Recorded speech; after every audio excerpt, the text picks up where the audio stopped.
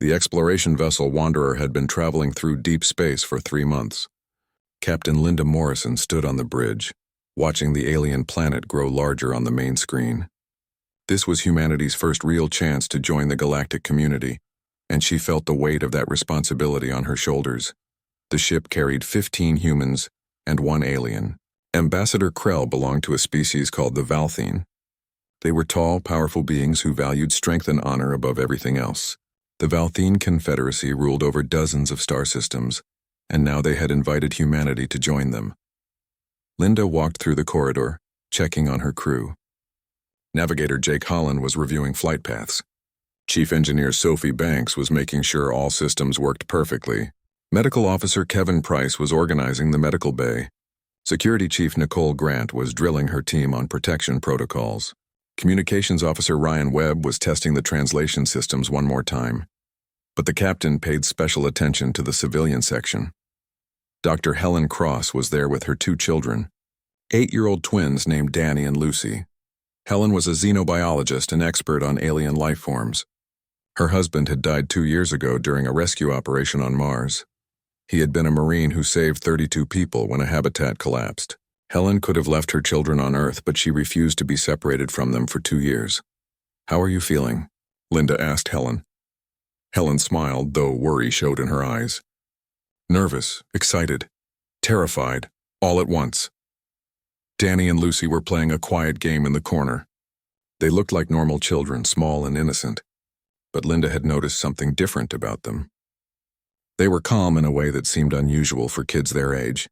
They listened to everything, watched everything, and asked surprisingly smart questions. "Mom taught us about the Valthine," Lucy said without looking up from her game. "They respect warriors and strength. They think emotions are weaknesses. That's why we need to be on our best behavior," Danny added. "First impressions matter." Linda exchanged a glance with Helen. These kids understood far more than most adults gave them credit for. The Wanderer entered orbit around Tharun, the Valthine homeworld. The planet was beautiful and terrifying at the same time. Dark continents, red oceans, and massive cities that glowed like embers. Everything about it screamed power and danger. Ambassador Krell came to the bridge. He was nearly 7 feet tall with dark purple skin and eyes that glowed faintly yellow. "Captain Morrison, the High Council awaits us. This ceremony is very important. You must show strength and respect. The Valthine will judge all of humanity by what they see today." "We understand," Linda said. "We're ready." The landing party took a shuttle down to the surface. The capital city was enormous, built from black stone and crystal that seemed to pulse with energy. Valthine citizens stopped to watch the humans pass. Some looked curious. Others looked hostile. They entered the Grand Assembly Hall. The building was massive, with obsidian pillars that reached up into darkness. The walls were made of crystal that amplified every sound. Hundreds of Valthine filled the chamber. Warriors in armor, politicians in formal robes, and the High Council on a raised platform that overlooked everything. The human delegation walked forward. Linda led the way with her crew behind her. Helen held her children's hands tightly. The twins looked around with wide eyes, but they didn't seem afraid. They seemed to be studying everything, memorizing details. Ambassador Krell raised his arms. "Honored Council, I present Captain Linda Morrison of Earth and her delegation. Humanity seeks to join the Confederacy as partners in exploration and peace." The council members leaned forward, examining the humans with intense interest. One of them, Elder Morcon, nodded slowly, but Linda noticed others who looked less welcoming. One warrior in particular, standing near the council platform, stared at them with open contempt. "Captain Morrison," Elder Morcon said, "you may address the council." Linda stepped forward. She had practiced this speech 100 times. "Honored members of the High Council, we come from Earth with gratitude and hope. Humanity has much to learn from the Valthine and the Confederacy. We offer our knowledge, our friendship, and our commitment to peace. We know we are young compared to your civilization, but we are eager to prove ourselves worthy of this alliance. Together we can explore the unknown, protect the innocent, and build a future where all species can thrive. We ask only for the chance to show you what humanity can." The plasma bolt hit her in the chest. Linda Morrison fell before she could finish her sentence. She dropped to the floor, and the smell of burned flesh filled the air. The sound of her body hitting the ground echoed through the crystal chamber. For a moment, nobody moved. Everyone was frozen in shock. Then chaos exploded. The warrior who had fired the shot stepped forward. His name was Commander Gentar, and he held his weapon up for all to see. "This is what I think of humanity," he shouted. "They are weak. They are primitive. They do not belong among the strong." Other warriors moved forward, forming a line behind Gentar. Nicole Grant immediately pushed the civilians back, creating a defensive position. Jake Holland and Sophie Banks moved to protect Dr. Cross and her children. Kevin Price tried to reach Captain Morrison, but Valthene warriors blocked his path.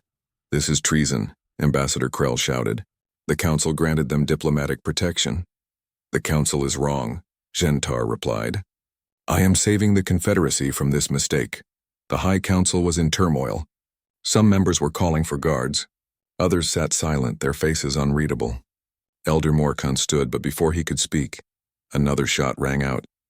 Dr. Helen Cross had broken free from the group. She was trying to reach Captain Morrison's body. The second plasma bolt caught her in the back. She fell forward, landing just a few feet from where her children stood. Helen tried to speak. She reached out toward Danny and Lucy. Then her hand went still. Nicole Grant grabbed both children, pulling them behind a pillar. The other humans formed a protective circle. Everyone expected the kids to scream, to cry, to break down. These were 8-year-old children who had just watched their mother murdered right in front of them. But Danny and Lucy Cross did not cry. They stood very still. Their faces were blank, empty of expression. They stared at Commander Gentar, who was lowering his weapon with a look of satisfaction on his face. Lucy's voice cut through the noise in the chamber. It was clear, calm, and somehow more frightening than any scream could have been. "How do you want to die?" The question froze everyone. The entire Grand Assembly Hall went silent. Hundreds of Valthene warriors, politicians, and council members all turned to look at the small human child who had just asked a question that sounded like a death sentence. Commander Gentar laughed. It was a harsh, mocking sound. His supporters laughed with him. But some of the other Valthene looked uncomfortable. Even some of Gentar's own warriors seemed disturbed. "The human cub thinks it can threaten me," Gentar said. "This proves my point. They understand nothing of strength." Danny stepped forward to stand beside his sister. His voice was just as steady as hers. "We're asking because humans always give their enemies a choice." It's polite. The twins' eyes were dry. Their hands were not shaking. They looked at Commander Gentar the way a scientist might look at an interesting specimen. There was no anger in their faces, no grief, no fear, just cold, patient evaluation. Nicole Grant tried to pull them back, but Lucy gently pushed her hand away. "Mom taught us about choices," Lucy continued. "She said that even when bad things happen, we get to choose how we respond. We choose what kind of people we want to be. And Dad taught us about honor," Danny added. "Real honor. Not the fake kind that makes you feel strong by hurting people weaker than you." Commander Gentar's smile faded slightly. He looked at Elder Morcon. "You see? Human cubs do not even understand grief. They stand here making speeches while their birth-giver's body grows cold. They are defective creatures." "We understand grief just fine," Lucy said quietly. "We just don't waste it on people like you." Elder Morcon leaned forward, studying the children with new interest. The other council members whispered among themselves. Something about this situation was not going according to anyone's expectations. "Take the humans to holding cells," Gentar ordered. "All of them. The council will decide their fate after we have secured the city." Valthene warriors moved in. They separated the humans from Ambassador Krell, who was protesting loudly. They took away their communication devices and weapons. Nicole Grant tried to resist, but Jake Holland grabbed her arm, shaking his head. Fighting now would only get them all killed. As the humans were led away, Danny and Lucy looked back at their mother's body. Their faces remained calm, but their eyes promised something. It was not revenge. It was not rage. It was something colder and more patient than that. It was the look of children who had learned that tears were for later, for people who deserved them. First, you remember. You remember everything. You study, you plan, you wait. And when the time comes, you make sure that everyone understands exactly what they have done. The Valthene warriors forced the humans onto their own ship. The Wanderer was now under enemy control, locked down by Gentar's forces. They marched the crew to their quarters and sealed the doors with energy barriers. Armed guards stood watch in the corridors. Nicole Grant paced back and forth like a caged animal. Jake Holland sat at the communication console trying to find a way past the lockouts. Sophie Banks worked on accessing the ship's secondary systems. Kevin Price was treating minor injuries from the scuffle during their capture. "We have to get those kids," Nicole said for the 10th time. They took them to a separate location. "Danny and Lucy are alone with those monsters." "We know," Jake said quietly. "But if we try something stupid right now, we'll all die and the kids will still be prisoners." Ryan Webb was monitoring what little information they could gather through the ship's internal sensors. "Gentar has split the Valthine government. About 40% are supporting his coup. 30% are against him. The rest are waiting to see who wins." "Cowards," Nicole spat. "Pragmatists," Sophie corrected. "In Valthine culture, backing the wrong side in a power struggle means death for your entire family. They're scared." Jake turned away from his console in frustration. "I can't get past these security locks. They've changed all the command codes." "Let me try something," Sophie said. She pulled up a different interface. "I've been studying Valthine programming for 3 months. Their security is strong, but it's built on honor-based assumptions. They don't expect people to attack from angles they consider dishonorable." "Meaning?" Nicole asked. "Meaning they protected all the obvious access points but left some side doors open because they never thought anyone would use them." Sophie's fingers flew across the controls. "There, I've got limited access to the ship's AI." A voice spoke from the speakers. "Hello, crew. This is Argus. I remain loyal to my human creators." Relief washed through the room. Argus was the Wanderer's artificial intelligence system. If they had Argus on their side, they had a chance. "Argus, can you contact the children?" Jake asked. "Negative. They are being held in the Planetary Detention Center. My network does not extend there. However, I can monitor Valthine communications. They discuss the children frequently." "What are they saying?" Nicole demanded. "They are confused. Valthine juveniles who lose parents in battle typically respond with either violent rage or complete shutdown. Danny and Lucy Cross are doing neither. The guards report that the children are calm, cooperative, and polite." Kevin Price shook his head. "Those poor kids must be in shock." "I don't think so," Ryan said slowly. "I've been watching them for 3 months. They're not in shock. They're doing exactly what their mother taught them." The others looked at him. Ryan pulled up files on his personal tablet. Dr. Cross kept detailed journals. I helped her organize them for the xenobiology database. She wrote extensively about child-rearing philosophy. She believed that preparing children for danger didn't mean scaring them. It meant teaching them how to think under pressure. He read from one entry, "If something happens to me, I know Danny and Lucy will be okay.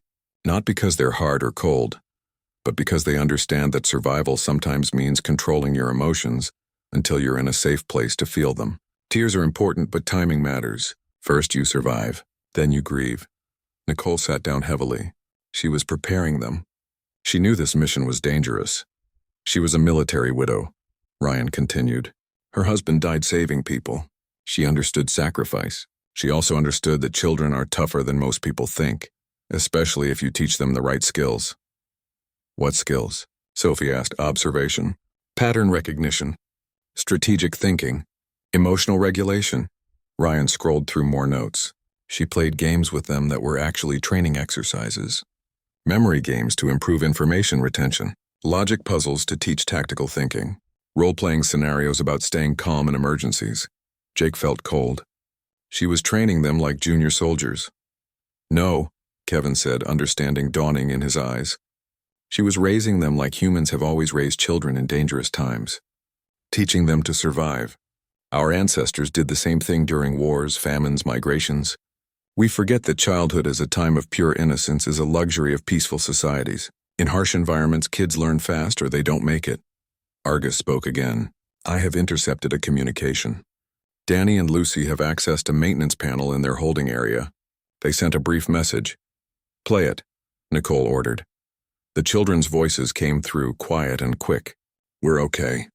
We're listening. We're learning. 3 days. That's when Gentar plans the executions. We'll be ready." The message ended. The adults sat in stunned silence. "They're not waiting to be rescued," Sophie whispered. "They're gathering intelligence." "Those kids are 8 years old," Nicole said. But there was a strange respect in her voice now. "They just watched their mother die and they're running reconnaissance." Jake pulled up a schematic of the detention center. If they're observing their captors, we need to do the same from our end. Argus, what can you tell us about Gentar's plans? Over the next several hours, they pieced together the situation. Commander Gentar had staged a military coup, claiming that humanity's inclusion in the Confederacy would weaken it. He had support from the warrior caste traditionalists who saw any non-aggressive species as inferior. His plan was to execute the human delegation publicly, broadcasting it across the Confederacy as proof that humans were too fragile for space. 3 days, Jake said. That's not much time. It's enough, Nicole replied. She had shifted into combat mode, her earlier panic replaced by cold focus.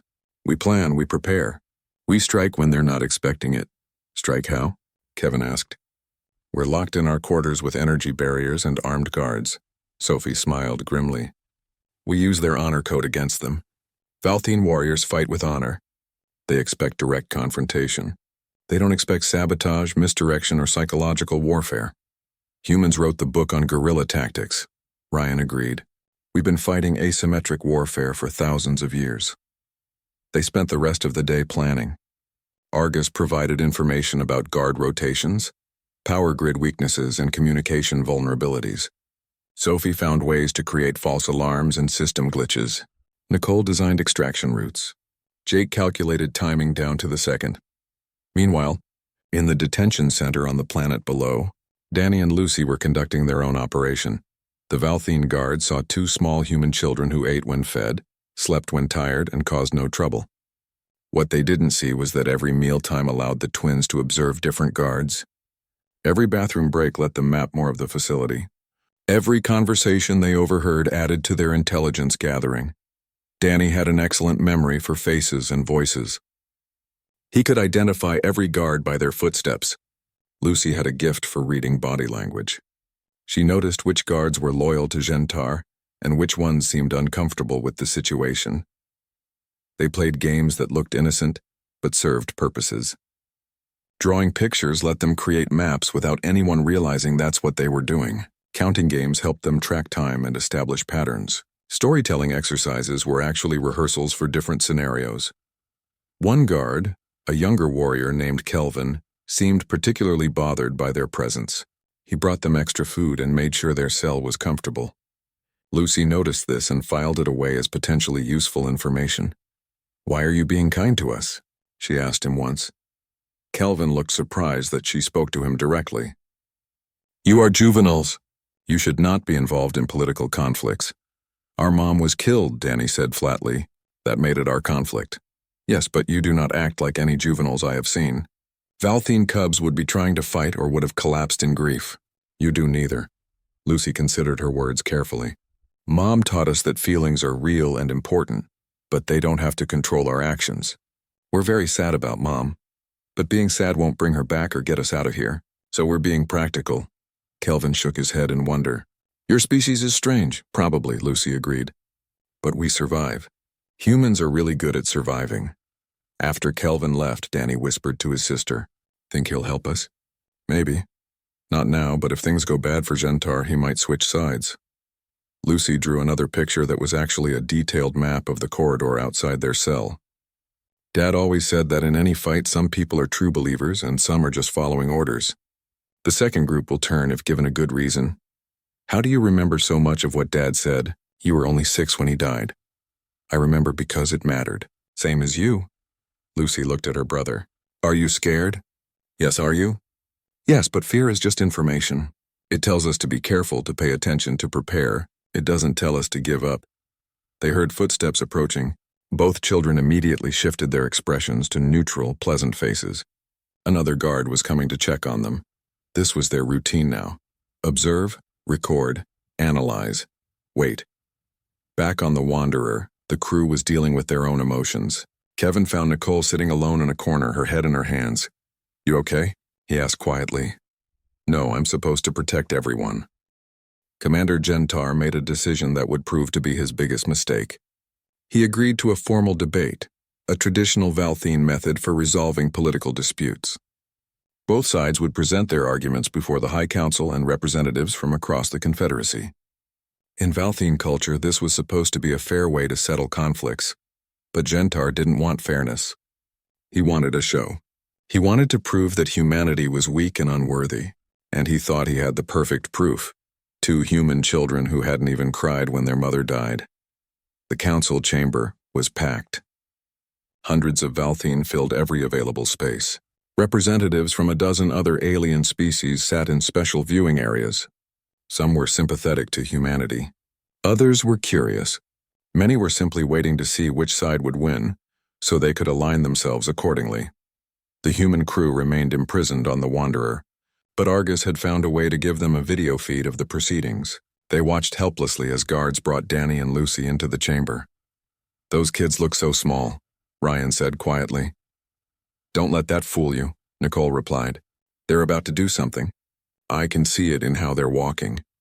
"That's not fear. That's focus." Commander Gentar stood before the council. He was an impressive figure, tall and powerful, wearing full military armor that gleamed under the chamber lights. His voice boomed through the space. "Honored council, respected delegates from across the Confederacy, I stand before you today to prevent a terrible mistake. The High Council voted to accept humanity into our alliance. I say this decision threatens everything we have built." He activated a holographic display. Images of Earth appeared, showing scenes from human history. Wars, weapons, destruction. The worst moments of humanity's past played out for everyone to see. "Look at their history," Gentar continued. "They fight among themselves constantly.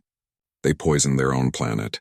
They created weapons capable of destroying their entire world. They are violent, short-sighted, and primitive. These are not the qualities of a species worthy to join the Confederacy." Some of the audience members nodded in agreement. The images were damning. Earth's history was filled with conflicts and mistakes. "But worst of all," Gentar said, his voice dropping to something almost like pity, "they are emotionally weak. They claim to value their young, but when faced with true loss, they collapse, or they become hollow, going through motions without real strength." He gestured to where Danny and Lucy stood. The children were wearing simple gray clothing provided by their captors. They looked tiny compared to the Valthine warriors surrounding them. "These are human cubs. I killed their birth-giver before their eyes. She died trying to reach them. In any worthy species, these juveniles would respond with appropriate fury. They would attack me even knowing it would mean their death. That is how Valthine cubs respond. That is how Korthan cubs respond. That is how every strong species responds." He walked closer to the children, looking down at them. But these human cubs did nothing. They stood quietly. They made no attempt at vengeance. They asked a strange question about how I wanted to die, as if they could threaten me, but it was empty words. They are docile, passive, broken. This is what humanity offers the Confederacy. Weakness wearing a mask of civilization. The chamber was silent. Many of the alien observers looked at the children with something like pity. Even some of the Valthine seemed uncomfortable with using cubs as props in a political debate. Elder Morcon spoke from his position on the High Council. "Does anyone wish to speak for humanity?" Ambassador Krell stood. "I do. These children have done nothing wrong. Using them in this way is, let them speak for themselves," Gentar interrupted. "Or are humans too weak even to defend their own honor with words?" Lucy looked at her brother. Danny nodded slightly. They had discussed this possibility during their 3 days in detention. Mom had taught them about public speaking, about how to stay calm when everyone was watching. Lucy stepped forward. A guard moved to stop her, but Elder Morcon raised a hand. "Let the juvenile speak." Lucy's voice was clear and steady. It carried through the chamber despite her small size. "You're right that we didn't cry. Humans have a saying, don't cry over spilled milk. It means there's no point mourning what can't be changed. Our mother is dead. Crying won't bring her back. Screaming won't help. Attacking you would just get us killed too, and then Mom's death would mean nothing." She paused, looking directly at Commander Gentar. "But we didn't ask how you want to die because we're weak. We asked because humans believe in fair warning. It's about respect, even for enemies. Our father taught us that. He was a Marine. That's a type of warrior. His job was protecting people who couldn't protect themselves. He died doing exactly that, saving 32 people he had never met before." Danny stepped forward to stand beside his sister. His voice was just as steady. "Our mother taught us that strength isn't about who you can kill. It's about who you choose to save. She taught us that revenge is a choice, not an impulse. She taught us that sometimes the strongest thing you can do is think instead of react, Lucy continued. You think we're cubs because we're small? But human children aren't like Valthine juveniles. We learn differently. We understand consequences. We know that some choices can't be undone. The chamber was completely quiet now. Even Gentar seemed uncertain about where this was going. We've spent 3 days watching your guards, Danny said, counting them, learning their patterns. We know there are 17 between us in the docking bay. We know shift changes happen every 6 hours. We know the access codes because we watched fingers on keypads. We know which guards support you and which ones are just following orders because they're scared.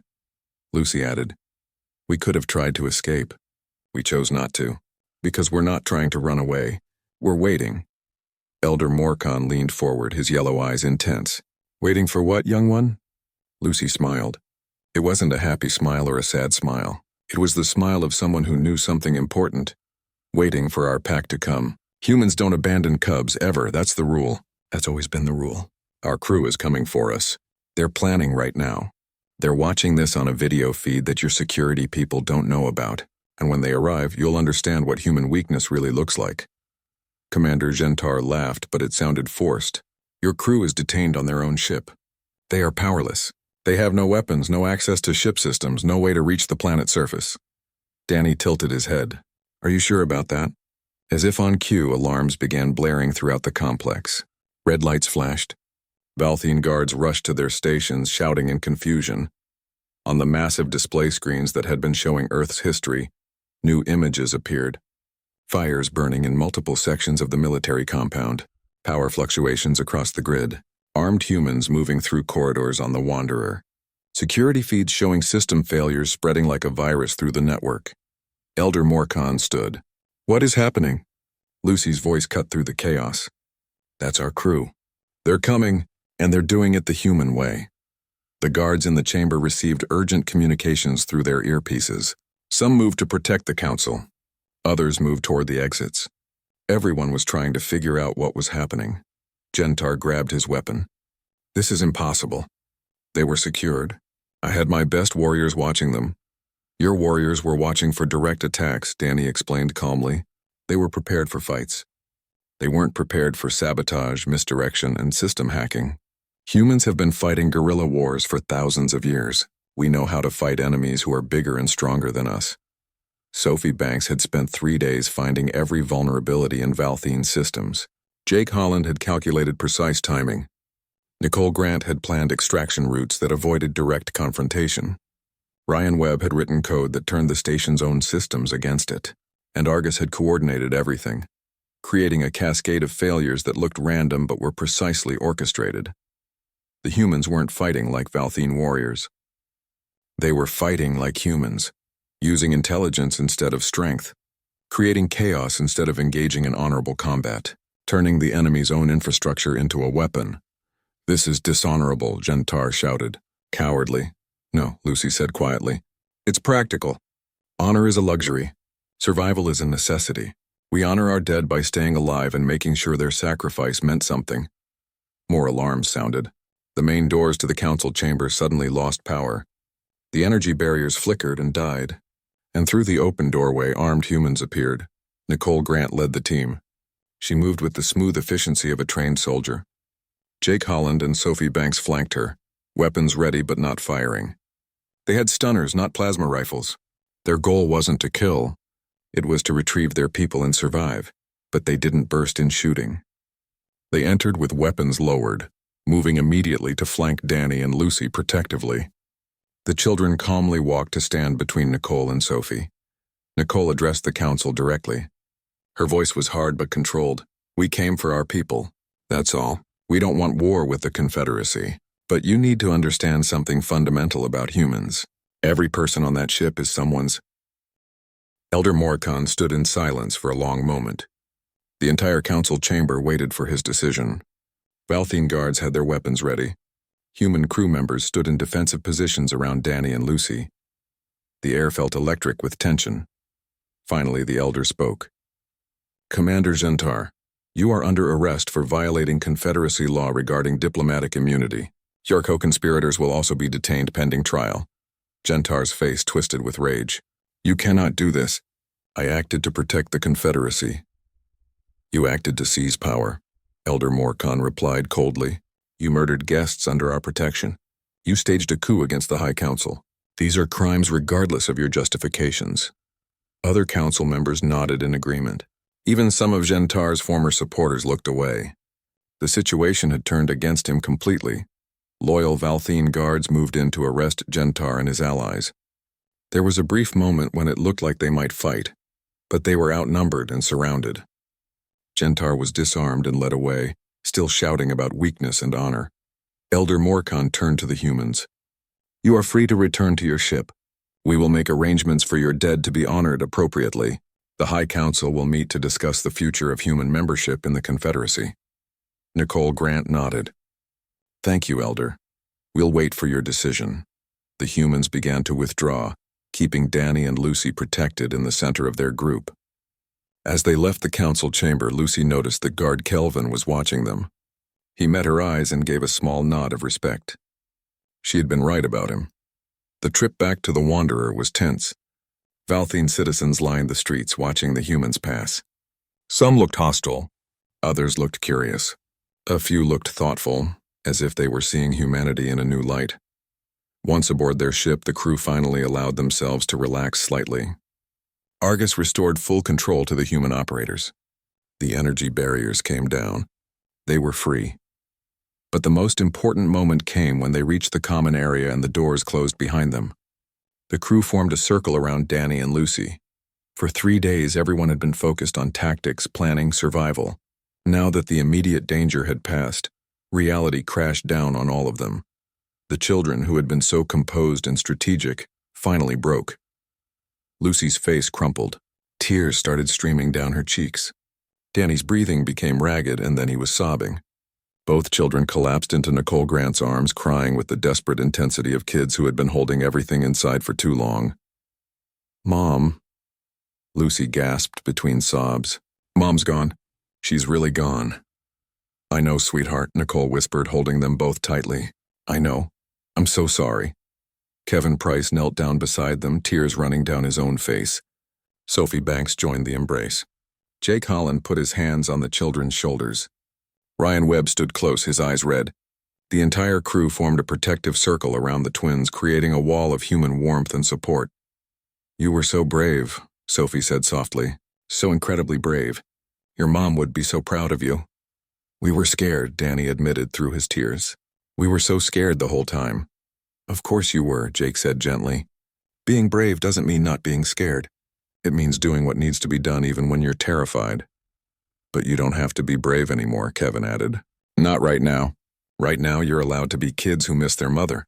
You're allowed to cry and be angry and be sad. We've got you. You're safe. Lucy looked up at Nicole through tear-blurred eyes. Did we do okay? Did we help? Nicole pulled her closer. You did more than okay. You saved us all. But that should never have been your job. You're 8 years old. You should have been allowed to just be scared and sad. Instead, you had to be tactical. That's not fair. Mom said life isn't fair, Danny said quietly. She said that sometimes we have to do hard things. She said that's what makes us human. Your mom was right, Ryan said. But she also taught you that after the hard things, we take care of each other. That's what we're doing now. Taking care of you. They stayed like that for a long time. The children cried until they had no tears left. The adults held them and let them grieve without trying to fix it or rush them. This was the other side of human strength, knowing when to stop being tactical and just feel. Eventually, the sobs quieted. Danny and Lucy were exhausted, emotionally drained. Kevin carried Lucy to a bunk while Jake helped Danny. They tucked both children in, staying nearby until they fell into deep sleep. The crew gathered in the common area, speaking in low voices. Those kids shouldn't have had to do what they did, Nicole said, anger and grief mixing in her voice. They're babies. They should have been protected. They were, Sophie replied. Their mother protected them the only way she could. She taught them how to survive. That's the greatest gift a parent can give. But the cost, Kevin said, they'll carry this forever. The memory of watching their mother die. Having to stay calm when they wanted to scream. Being forced to think tactically when they should have been allowed to just be children. Yes, Jake agreed. They'll carry it. But they won't carry it alone. That's the point. That's what humans do. We don't expect our young to handle trauma by themselves. We surround them with PAC. We help them process it. We make sure they know they're not alone. Ryan pulled up some footage from the council chamber. Look at this. When Lucy told them about waiting for the PAC to come, watch the Valthene reactions. They watched the playback. Many of the Valthene looked confused. Some looked disturbed. A few looked thoughtful. It was clear that something about the human response didn't fit their expectations. They don't get it, Sophie said. The Valthene value individual strength. Their cubs are expected to become independent quickly. They see emotional support as weakness. But that's not weakness, Nicole said firmly. That's the whole point. Humans are strong because we carry each other. We protect our young. We teach them skills, but we also give them safety. That's why we've survived everything our planet threw at us. Over the next few days, arrangements were made. Captain Linda Morrison and Dr. Helen Cross were given proper funerals according to human customs. The Valthene High Council attended, a sign of respect and apology. The bodies would be returned to Earth for burial. Danny and Lucy participated in the ceremony. They were calmer now, still grieving but no longer in crisis. They spoke briefly about their mother, sharing memories and stories. Their voices shook, but they got through it. Ambassador Krell approached them afterward. He looked deeply troubled. "I owe you an apology," he said. "I have been a liaison to humanity for 3 years, but I never truly understood your species until now. I saw your kindness and assumed it meant you were not capable of strength. I saw your emotional expression and assumed it meant you were unstable. I was wrong. You're not the only one who made that mistake," Lucy said simply. "Commander Gentar made it too. He thought we were weak because we didn't attack him. He didn't understand that choosing not to fight in that moment was a tactical decision, not emotional failure. He confused emotional regulation with emotional weakness," Danny added. "Mom taught us the difference. Feeling emotions is natural and healthy, but we get to choose how and when we express them." Krell shook his head in wonder. "You are 8 years old and you speak with the wisdom of elders. How is this possible?" "Because we've had to grow up fast," Lucy said softly. "Dad died 2 years ago. Mom taught us how to handle it. And now she's gone too. So we use what she taught us. We feel our feelings, but we also think about what comes next." "What does come next for you?" Krell asked. The twins looked at each other, then at the crew who had become their family. "We go home," Danny said. "We let Earth know what happened here. We help people understand that space is dangerous but also full of possibilities, and we grow up knowing that our parents died trying to build something better. And someday," Lucy added, "we'll come back out here, maybe as diplomats, maybe as scientists, maybe as protectors. But we'll come back, because that's what humans do. We keep trying." The High Council delivered their decision. Humanity would be granted full membership in the Confederacy, but more than that, the Council announced major reforms to how species were evaluated for membership. Physical strength and aggression would no longer be the primary criteria. Instead, they would look at how species cared for their young, how they handled conflict, and what values they brought to the alliance. Elder Morcon addressed the Confederacy in a broadcast that reached billions across dozens of worlds. "We Valthene have long prided ourselves on warrior tradition. We believed that strength in combat was the measure of a worthy species. The humans have taught us that we were wrong.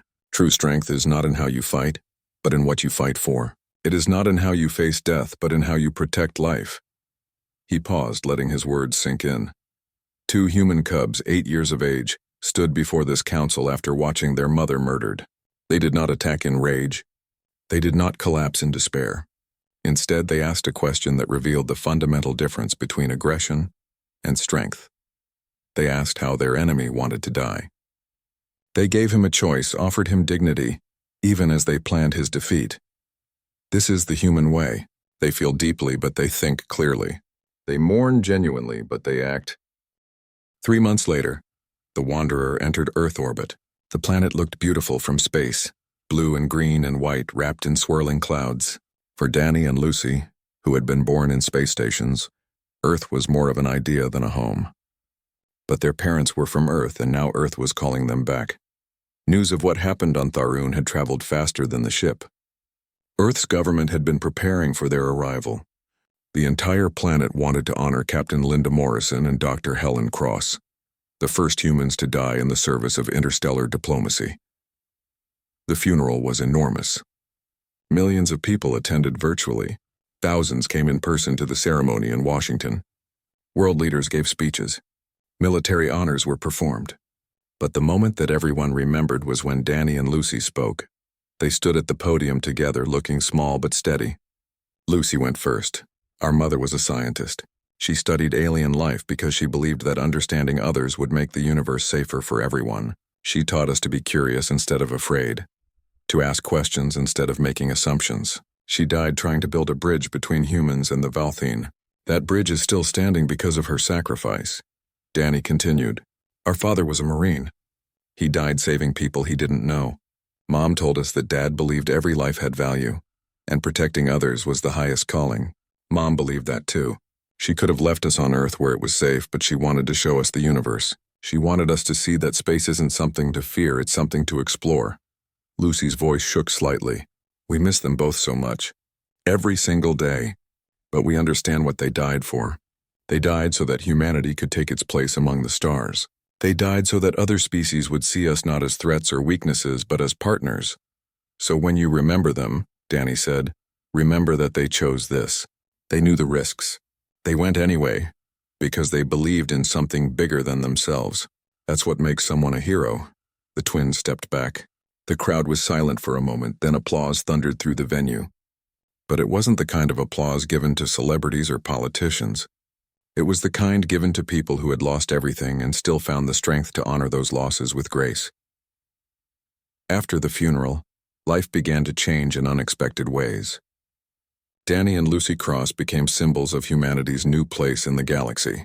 They hadn't asked for this role, but they accepted it with the same practical approach their mother had taught them. Multiple alien species requested meetings with them. Psychologists from the Confederacy wanted to understand human child development.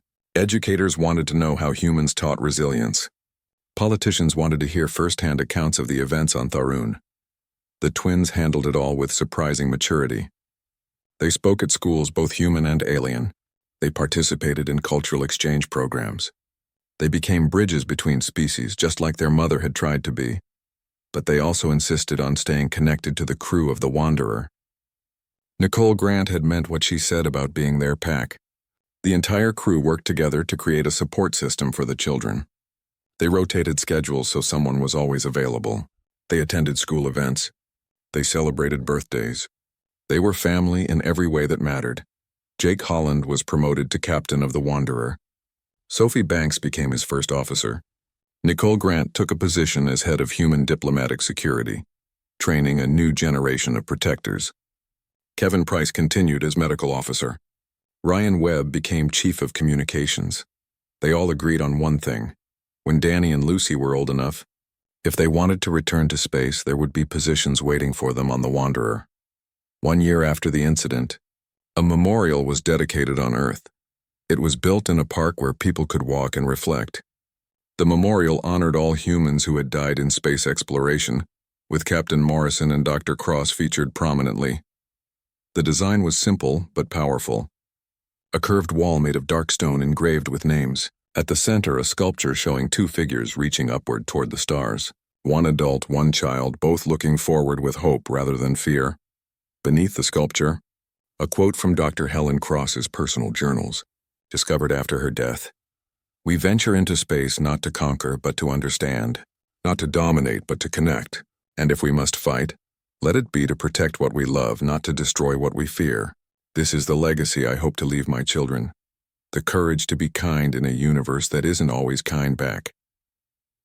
Danny and Lucy unveiled the memorial alongside Captain Jake Holland. Thousands of people attended. Representatives from the Valthine Confederacy were there, including Elder Morcon and even Guard Kelvin, who had shown them kindness when they were prisoners. After the ceremony, Kelvin approached the twins. He looked uncomfortable but determined. I wanted to apologize, he said. I was there when it happened. I did not stop Commander Zentar. I should have acted. Lucy considered his words carefully. You were following orders. You didn't know what was going to happen. But afterward, Kelvin insisted, when you were prisoners, I knew it was wrong. I brought you extra food and made your cell comfortable, but I should have done more. I should have helped you escape." "You did help," Danny said quietly. "You were kind to us. You made us feel like we weren't completely alone. That mattered more than you know." Kelvin looked surprised. "Such a small thing. It seems inadequate." "Kindness is never inadequate," Lucy replied. "Mom taught us that. Even small acts of compassion create ripples. You didn't stop the coup, but you reminded us that not all Valthine agreed with Gentar. That gave us hope." The Valthine guard bowed deeply. "Your species continues to teach mine valuable lessons. I am honored to know you." As time passed, the changes that began on Tharun spread throughout the Confederacy. Elder Morcon led a movement to reform how species were evaluated and how young members of different species were treated. Several worlds established new educational programs based on human models. The concept of teaching resilience rather than expecting inherent toughness became widely discussed. Alien psychologists published papers on human emotional intelligence and tactical thinking. Some species began to question their own assumptions about strength and weakness. 2 years after their mother's death, when they were 10 years old, Danny and Lucy gave a presentation at the new Diplomatic Academy, where human and alien children studied together. The academy was built on a space station orbiting Mars, a neutral location for all species. Lucy spoke to a classroom of mixed species students. "Everyone asks us about the day Mom died. They want to know how we stayed calm. They think it's some special human ability, but it's not. It's just understanding choices," Danny added. "We were terrified. We wanted to scream and cry and attack the person who hurt our mom. Those feelings were all real. But Mom had taught us that feelings don't have to control actions. We could feel scared and still think clearly. We could feel sad and still make plans." A young Valthine student raised his hand. "But doesn't controlling emotions make them less real? Doesn't it mean you didn't care?"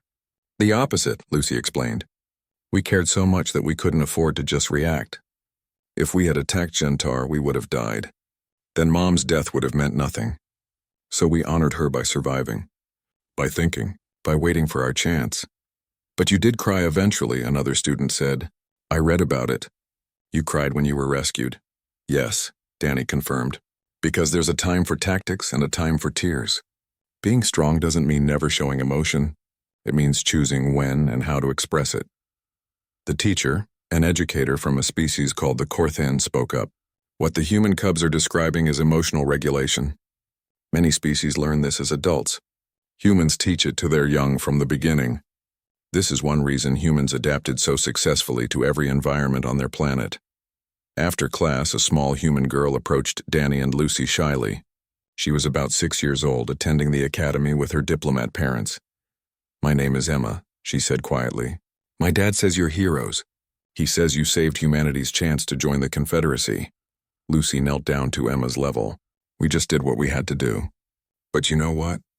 Every human who goes into space is brave, including you. It takes courage to leave your home planet and live among aliens." "I'm scared sometimes," Emma admitted. "Some of the alien kids are so big and strong." "Being scared is okay," Danny said.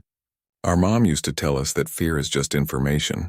It tells you to pay attention and be careful, but it doesn't tell you to give up." "What if something bad happens?" Emma asked. "Like what happened to your mom?" Lucy took a breath.